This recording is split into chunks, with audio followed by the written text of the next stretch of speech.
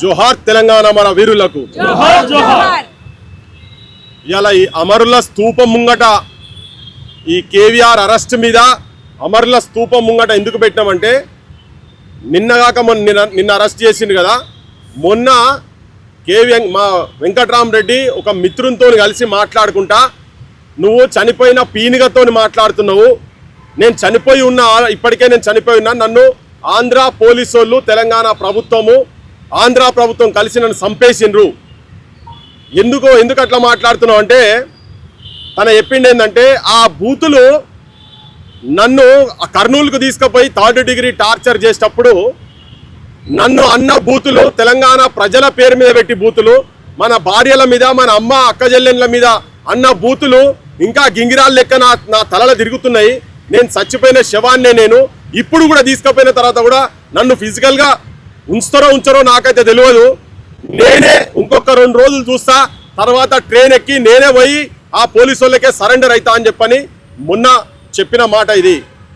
తెలంగాణ అందుకే ఇలా కావాలని అమరుల స్తూపం ముంగట ఇప్పుడు తన మానసికంగా చచ్చిపోయిండు అంటే మానసికంగా ఈ స్తూపంలో కలిసిపోయిండు, శారీరకంగా మాత్రమే ఉన్నాడు.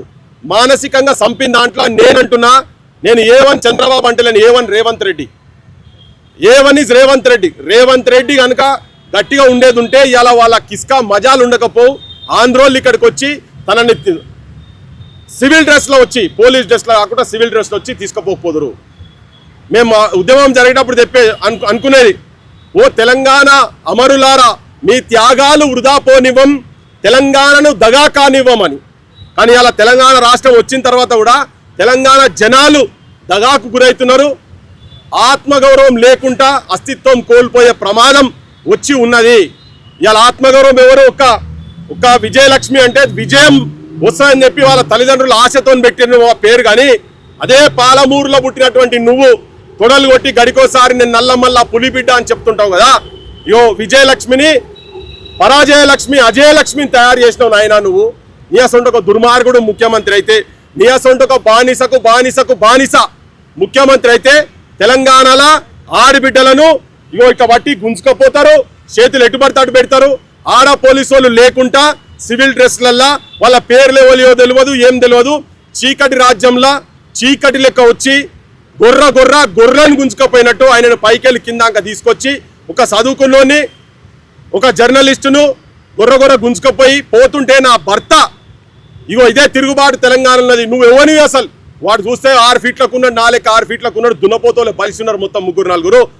నా భర్తను ఎట్లా తీసుకుపోతావు నువ్వు అని చెప్పాలంటే చేయబట్టి గుంజుడు ఆడబిడ్డలను. నేను ముఖ్యమంత్రి గారికి నేను అనొద్దా మాట, కానీ అంటున్నా, నువ్వు నీ బిడ్డ పెళ్లికి నిన్ను తీసుకుపోయి నువ్వు చేసిన లంగ పనికి దొంగ పనికి తీసుకుపోయి బొక్కల వారేస్తే నన్ను అరెస్ట్ చేసిర్రు, నన్ను జైలు కూడా తినిపించిర్రు, నా బిడ్డ పెళ్లికి ఎంగేజ్మెంట్కు లేకుండా చేసిరని మాట్లాడినావు కదా. ఇలా మీ ఇంట్లోనే నేను అనొద్దు, మళ్ళీ చెప్తున్నా, నేను అనొద్దు, నీకు నాకున్నటువంటి సాంగీత్యంతో అనొద్దు, కానీ ప్రజల పక్షాన ఉండి నేను మాట్లాడుతున్నా. నీ ఇంట్లోకే గనుక ఇది జరిగేది ఉంటే నువ్వేం చేస్తావు చెప్పు. నీ ఇంట్లో ఆడవాళ్ళకే గనుక ఒక పోలీసు వచ్చి చెయ్యి మీద పెడితే నువ్వేం చేస్తావు చెప్పు. నీ స్నేహితునిగా చెప్తున్నా, చెయ్యి నరకాలనిపిస్తుంది కావచ్చు, ఇలా మాకు కూడా అట్లనే ఉన్నది. కానీ చట్టాన్ని మేము చేతులకు తీసుకోదలుచుకోలేదు, అది అవసరం కూడా లేదు. కానీ నీకు జ్ఞాపకం చేస్తున్నా, నువ్వు తెలంగాణ రక్షణ గురించి లేవు. నువ్వు మొత్తం తెలంగాణ ఆత్మగౌరవాన్ని చంద్రబాబు నాయుడు పాదాల దగ్గర, పవన్ కళ్యాణ్ పాదాల దగ్గర దారాదత్తం చేసినావు. అమరుల సాక్షిగా చెప్తున్నా, బరాబరిది కానీయం మేము. నీ అసొంటి ఒక దుర్మార్గుడు కర్ణాటక కిరాత కీచకులు మీరు. చంద్రబాబు నాయుడు గతంలో అన్నాము, ఇప్పుడు నిన్నంటున్నాం. నువ్వు నీ కాంగ్రెస్ సైన్యం, నీ తెలంగాణ రాజకీయ వ్యవస్థ మొత్తం స్పెక్టేటర్ల లెక్క. అన్నిటికన్నా దారుణం ఏంటంటే బూతులు గీతులు అన్నా పక్కకు పెట్టు. ఇలా తన మీద చేయి పడ్డదంటే తెలంగాణలో మా చెల్లె మీద పడ్డట్టు, మా అక్కల మీద పడ్డట్టు, మన అమ్మల మీద పడ్డట్టు. మీకు ఆ సోయి లేదు. ఎవరో ఉద్యోగాల గురించి వాళ్ళ భవిష్యత్తును పనంగా పెట్టి ఆత్మహత్యలు చేసుకున్న నేల ఈ తెలంగాణ నేల. తెలంగాణ తల్లి విముక్తి గురించి 369 మంది ఆంధ్ర పాలకుల తూటాలకు ఛాతీని అడ్డే నిలబడ్డటువంటి నేల ఇది. ఇలా ఇప్పటికీ మేము వీళ్ళ కుటుంబము తెలంగాణ అస్తిత్వాన్ని కాపాడేటందుకు మళ్ళా ప్రాణత్యాగాలు చేసేందుకైనా కానీ సిద్ధమైన సైనికులు అని చెప్పడానికే మేము ఇక్కడికి వచ్చినాం అందరము. మేము ఇక్కడ ఉన్న వాళ్ళందరము తెలంగాణ సమాజానికి ప్రాతినిధ్యం వహిస్తున్నాం. తెలంగాణ రాజకీయాల గురించి కాదు. మీకు సోయి ఉండదు. మీ అయ్యా జాగీరా అంటే మీకేమనిపించదు. మీ అయ్యా జాగీర్ అన్న కుటుంబాన్ని తీసుకుపోయి యాదగిరి గుట్టల అంట్లా మెంబర్ వేస్తావు. నీ కాంగ్రెస్ పార్టీల మహిళలు లేరా?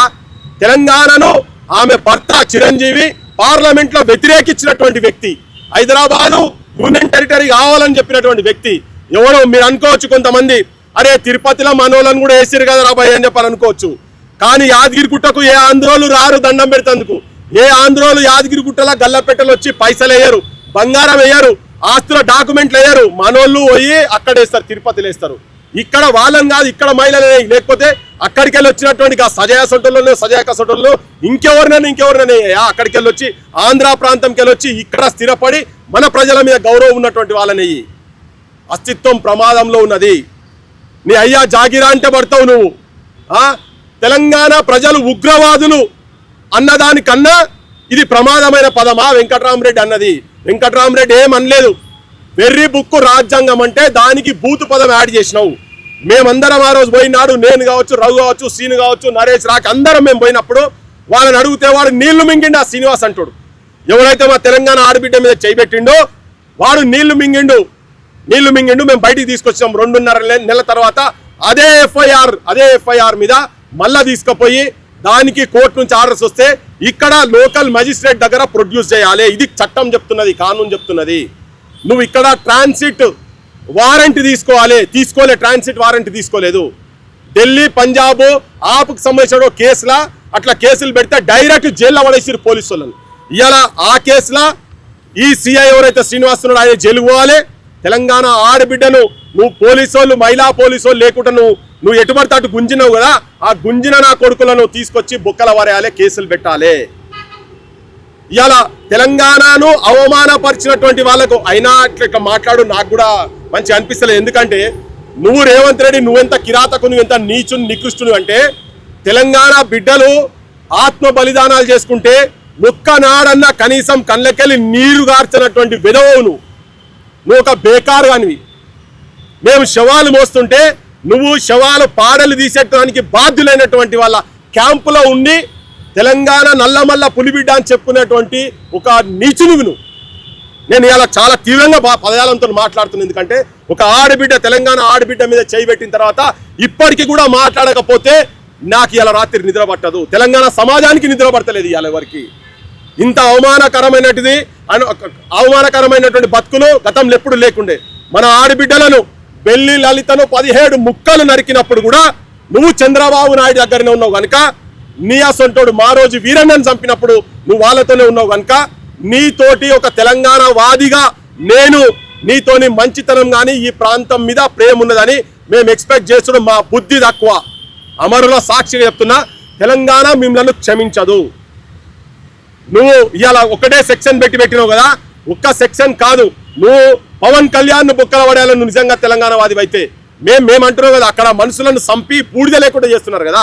ఇవాళ వెంకట్రామరెడ్డిని కూడా మేము ఒకవేళ తన నిజంగానే ఇప్పుడు 3 నెలలు ఉంటాడా 4 నెలలు ఉంటాడా నిజంగానే చంపి ఇంకా వేరే పోలీస్ స్టేషన్లలో కూడా కేసులు రెడీగా ఉన్నాయట. రేవంత్ రెడ్డి నీతోనైతేనే మంచి జరుగుతుందని ఎక్స్పెక్ట్ చేస్తలేను. కానీ తెలంగాణ సమాజానికి, తెలంగాణ రాజకీయ పార్టీలకు మాతోనే తెలంగాణ వచ్చింది, మేము సావు నోట్ల తలకాయ పెడితేనే తెలంగాణ వచ్చిందని చెప్పుకుంటున్నటువంటి కేసీఆర్ కుటుంబానికి చెప్తున్నా, తెలంగాణ ఆడబిడ్డ మీద ఒక ఆంధ్ర పోలీసోడు చెయ్యేసిండు. సిగ్గు లేదా మీకు? మీరెక్కడ తెలంగాణ వాదులు అయ్యా? మీరు మీ ఇంట్లో తిడితే కూడా మేమే వచ్చి నిలబడ్డాం కదా. తెలంగాణ వాళ్ళు వాని దగ్గర బన్నారు, వీని దగ్గర బన్నారని అడ్డమైన మెసేజ్లు పంపిస్తున్నారని నేను కాదు, చాలా మంది తీసుకుపోయి డీజీపీకి ఇచ్చిండ్రు. మొన్న నాగేశ్వర్ కూడా తీసుకుపోయి నన్ను సంపుతామని చెప్తున్నారు, నా ఇంట్లో కూడా తిడుతున్నారని చెప్పి కంప్లైంట్ చేస్తే యాక్షన్ లేదు. కానీ అనని మాటను అన్నట్టుగా సృష్టించి రాజ్యాంగాన్ని సెక్సువల్గా అబ్యూజ్ చేశారని కేసులు పెట్టి మన దగ్గర ఆంధ్ర పోలీసుడు వచ్చి మన ఆడబిడ్డలను అగౌరవపరిచి తీసుకుపోతుంటే వాళ్ళ మీద కేసులు అవుతాయి. మరి మీరు అందరు దేనికి ఉన్నారయ్యా? మీ ఆపోజిషన్ ఏం చేస్తున్నావు? సావు నోట్ల తలకాయ పెట్టిన ఆయనే యాడున్నావు, ఏడబన్నావు, ఏ ఫామ్ హౌస్లో బన్నావు? బీజేపీ వాళ్ళు భారత మాతాకి జై ఆడబిడ్డల గురించి మాట్లాడతారు కదా చాలా. యాడబన్నారు, ఏ పొక్కల బన్నారు మీరంతా? ఇగో తెలంగాణ ఆడబిడ్డ మీద ఒకడు ఆంధ్ర పోలీసోడు చెయ్యేసిండు. సిగ్గు అనిపిస్తలేదా? మీ ఇళ్ళ అక్కజల్లెలు లేరా? మీ అమ్మలు లేరా? తెలంగాణ సమాజం ఒక్కొక్కడు యువకులు అందరూ జెన్జీ బ్యాచ్ కావచ్చు, ప్రతి ఒక్కరు ఉద్యమకారులు, ఉద్యమ సంఘాలలో రాసేటోళ్ళు, పాడేటోళ్ళు, పాటలు రాయాలి దీని మీద. ఇంకో తెలంగాణ, నిజమైన తెలంగాణ సంగ్రామం మొదలు కాబోతున్నది. అది ఆల్రెడీ మా మనసులలో స్టార్ట్ అయింది, జనం లోపల తీసుకొస్తున్నాం. నిజమైన తెలంగాణ వాదుల మధ్య ఐక్యత రావాలి, కావాలి. రాయండ్రి, ఆర్టికల్ రాయండ్రి. అందరికి రాసే ప్రతి ఒక్కరికి విజ్ఞప్తి చేస్తున్నా, మీ పార్టీలు, మీకు రేవంత్ దోస్తు కావచ్చు, మీ కేసీఆర్ దోస్తు కావచ్చు, మీకు ఇంకా బీజేపీలో ఉన్నటువంటి వాళ్ళు దోస్తులు కావచ్చు, అన్ని పక్కకు పడేయండి. నిజమైన తెలంగాణ గుండెలతోటి మీ కళాన్ని గలాన్ని ఇప్పాల్సిన అవసరం ఉన్నది. మీరు బయట రావాలి, బయట మాట్లాడాలి.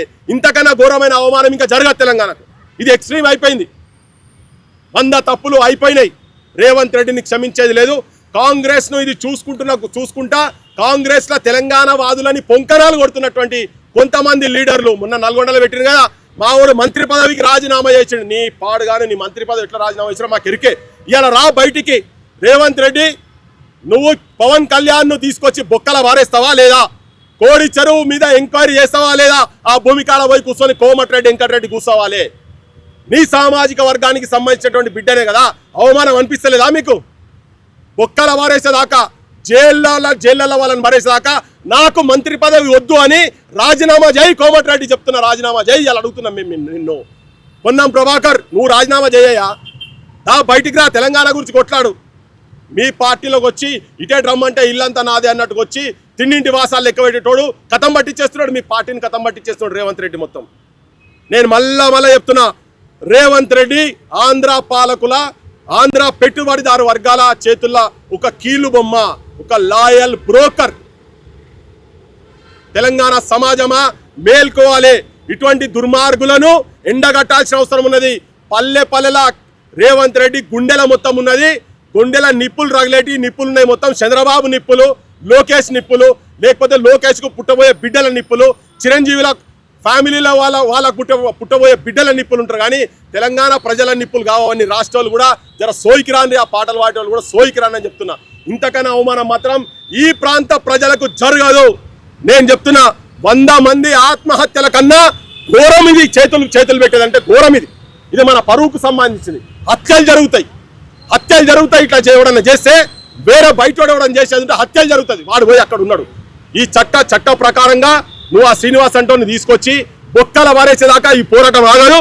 నీ అసొంటి ఒక రజాకార్ల మైండ్ సెట్ ఉన్నటువంటి రజాకార్ రేవంత్ నాయుడును గద్దె దించేదాకా మళ్ళీ చెప్తున్నాం. నువ్వు గడికోసారంటున్నావు కదా, మూసీలను ఓని దొక్కో తెలియదు కానీ రాజకీయంగా మూసీల మురికి కాలువల నిన్ను తెలంగాణ ప్రజలు, తెలంగాణ యువకులు కాళ్ళతోని, అరికాళ్ళతోని తొక్కి బొంద పెడతారని చెప్పి మీకు హెచ్చరిక చేస్తున్నాం. జోహార్ తెలంగాణ మన వీరులకు, జోహార్ తెలంగాణ మన వీరులకు.